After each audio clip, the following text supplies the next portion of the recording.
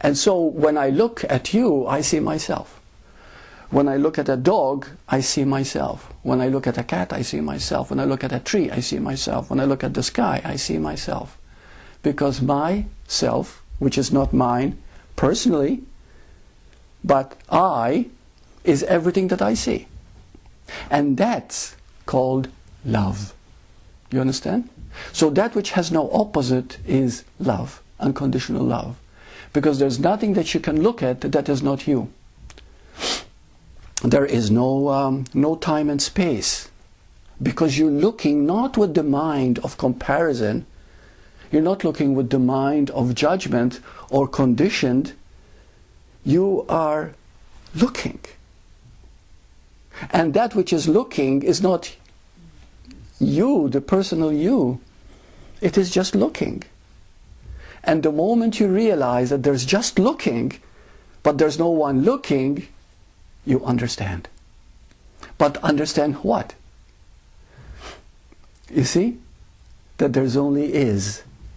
And that's called love. Because if you hurt another, you're just like punching yourself. If you rob of another, you're robbing of yourself. But if you give to others freely, you receive. You see? And there's nothing richer than giving.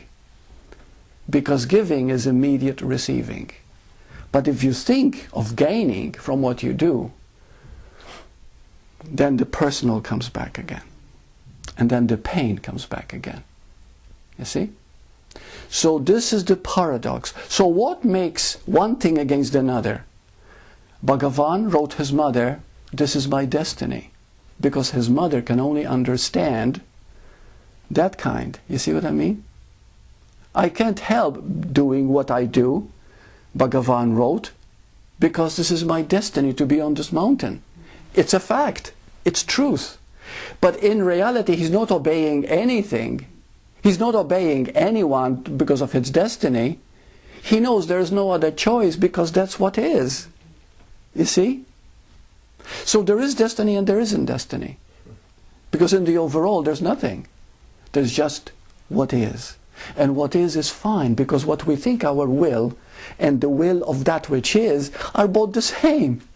Sometimes we say, I wonder what the will of God, not mine, but thine will be done. Sounds great, really. But in truth, it's redundant. Because there's only one will. You're always doing what God wants you to do. But because you carry the agenda of smallness, you perceive wrongly. Do you understand? And you perceive with judgment, with comparison, and so you see small. For example, oneness. Can anything be more beautiful than oneness? My God, you know, there's nothing that is not you.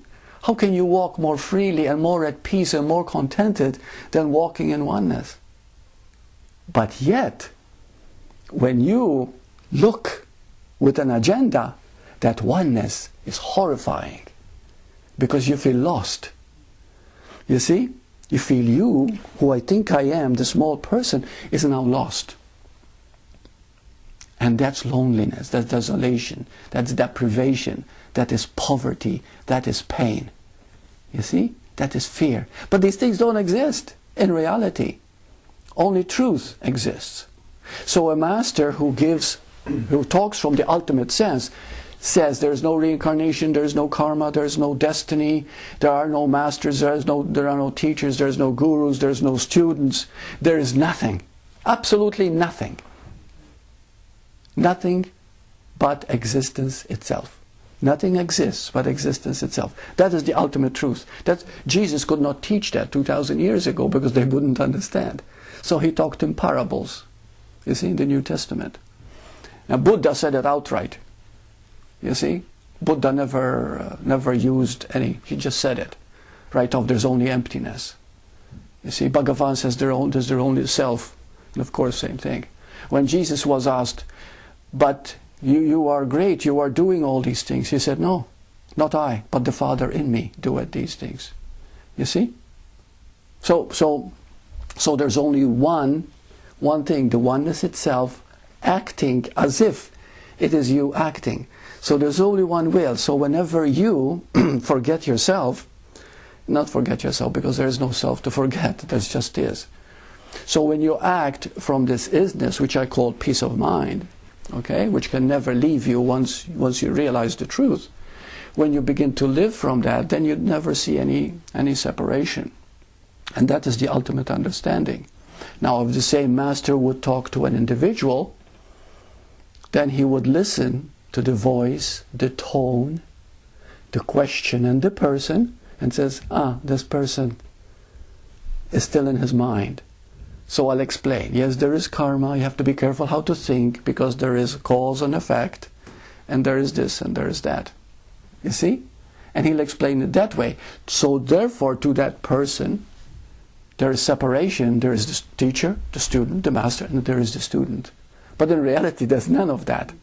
But because he sees that separation, then the teacher talks in a way that he will understand. And that's why they said that Jesus, when 2,000 years ago he talked in parables, because there was no way that they would understand. You see? And this is why, for example, the Prodigal Son, he gave a story when the son... You know the story of the Prodigal Son? Mm-hmm. Okay. Yeah. You don't? You don't know? Oh, you don't know the story. Well, very, very briefly, there was a rich man, and he had some sons, and he had a lot of land which they were going to inherit. And they all were very faithful. They all stayed with him. They all obeyed what he said and everything else. But one of the sons was a rebel, and he wanted to experience the world. And he went away, and he slept with whores, and he drank, and he did everything worldly. And of course nothing worked, and he said, no, the world doesn't work. He came back broken-hearted back to his father. Oh, please forgive me, you know. And the father says, blessed are you, because, you know, because the one who sees the error of his ways is far greater than the one who never did. You see? So that's the story of the prodigal son. Jesus gave that story, but what it really means is that we are born with an ego, thinking we are a person. And when we begin to realize that that doesn't work, and if it doesn't work, that means it's not real, then we go back, like the prodigal son, and saying, I'm back to that which I am.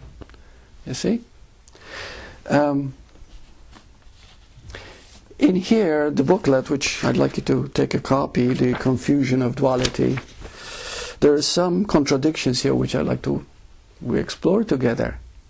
So remember, if you want to explore contradictions, are you looking from the I that you think you are, person, and then there are opposites? Or are you looking from that one I, which just is? Then how can there be contradictions? You see? So it all becomes clear. But I'd like to ask you a question here. What is spiritual growth? Yeah. It's a ruse.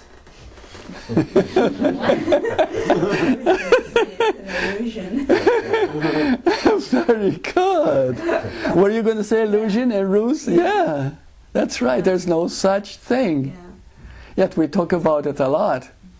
Can consciousness grow? Can spirituality grow? No. There's no such thing as spiritual growth. There is only the realization that there's no you. That's it. I see it letting go of not letting go of the ego, but not living through the ego. Yeah. Seeing that the ego never existed. It was just an idea that you thought was you. Mm-hmm. You see? And to the extent that that dies, we call it, oh, they're growing. Mm-hmm. You see? So as we, quote, grow, what is happening is we are shedding the falsity. We are shedding the deception, the history, the role. You see? And we're becoming humble, open, loving, tender. You see? All that is happening automatically. We don't achieve these things. They're there automatically the moment the idea of ego begins to die.